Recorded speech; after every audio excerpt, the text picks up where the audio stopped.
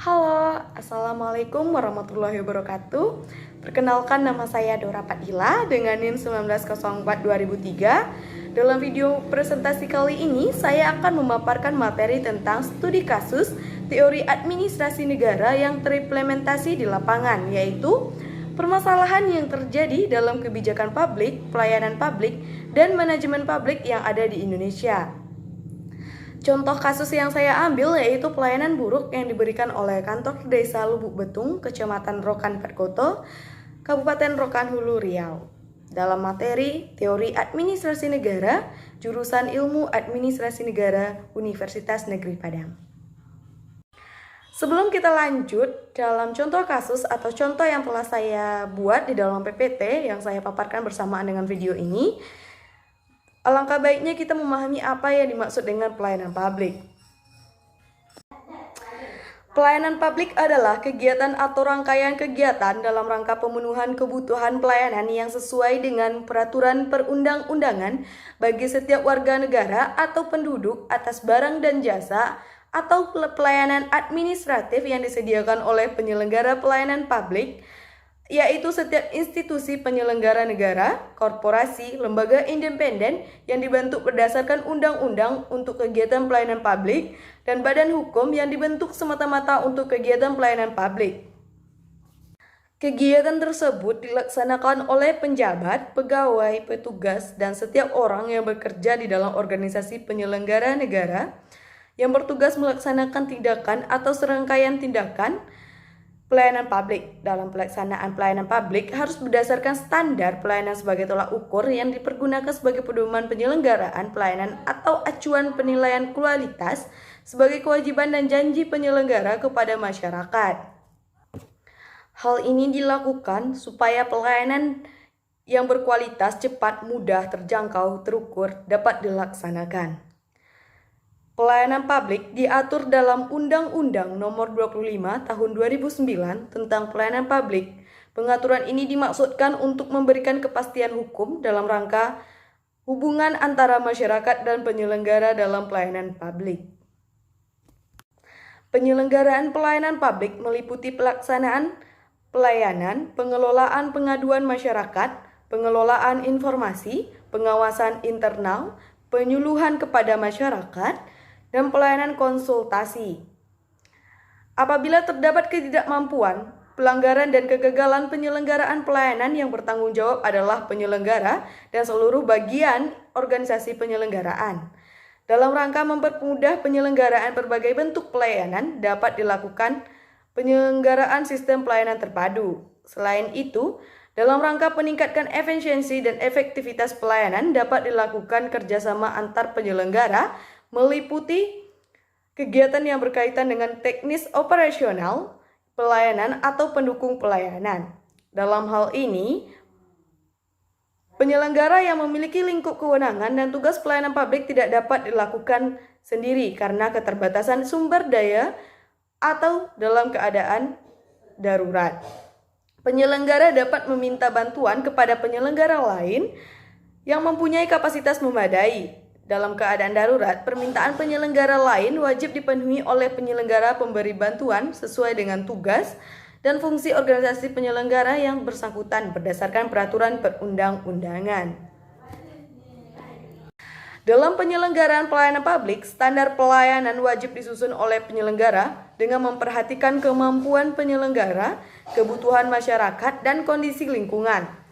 Dalam penyusunan tersebut, wajib mengikut sertakan masyarakat dan pihak terkait. Standar pelayanan yang meliputi dasar, hukum, persyaratan, sistem, mekanisme, dan prosedur, jangka waktu penyesuaian, biaya atau tarif, produk pelayanan, sarana prasarana, atau fasilitas, kompetensi pelaksana, pengawasan internal, penanganan pengaduan, saran, dan masukan, jumlah pelayan yang diberikan, jaminan pelayanan yang memberikan kepastian pelayanan dilaksanakan sesuai dengan standar pelayanan, jaminan keamanan dan keselamatan pelayanan dalam bentuk komitmen untuk memberikan rasa aman, bebas dari bahaya dan risiko keraguan, dan evaluasi kinerja pelaksana. Kita lanjut ke dalam permasalahan pelayanan publik.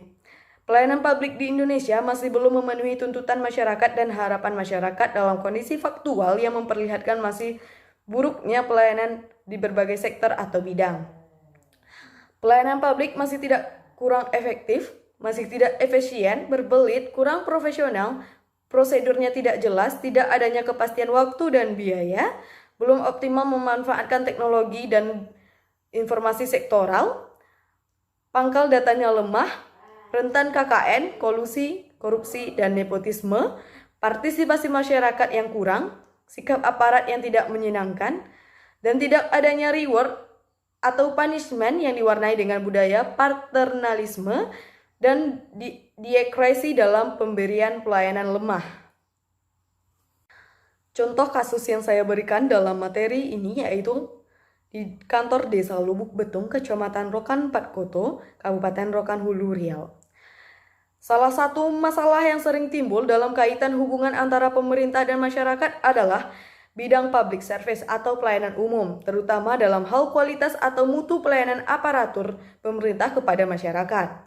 Pemerintah sebagai service provider atau penyedia jasa bagi masyarakat dituntut untuk memberikan pelayanan kepada masyarakat yang dipengaruhi oleh beberapa faktor yaitu mentalitas aparat, kemampuan dan keterampilan, sarana dan prasarana, serta kesejahteraan pegawai.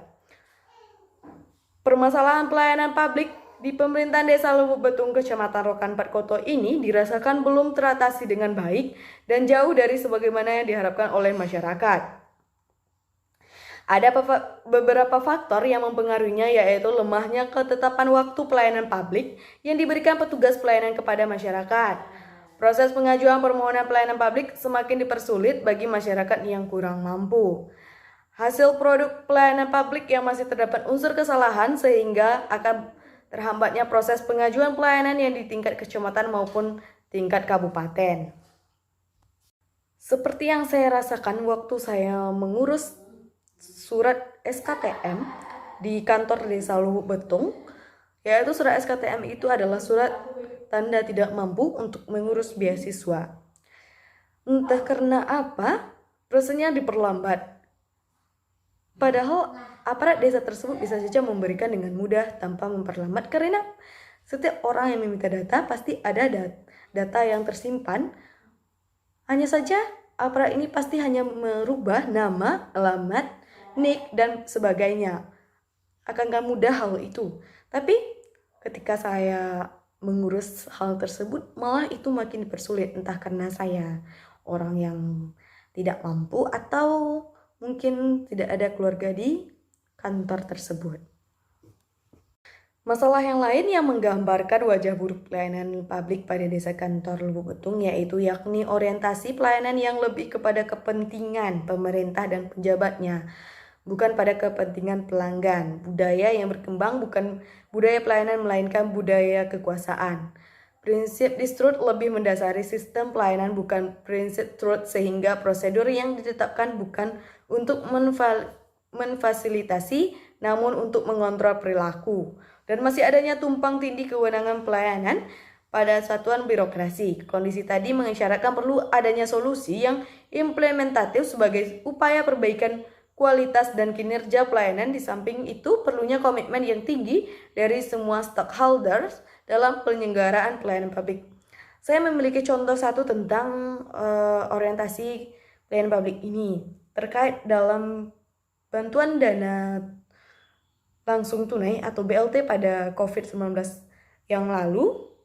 Ada kesalahan yang diberikan oleh aparat desa Lubuk Betung ini yaitu orang-orang yang sudah meninggal pun dapat dana itu dan istri dari kepala desa pun juga ikut dapat menerima bantuan tersebut.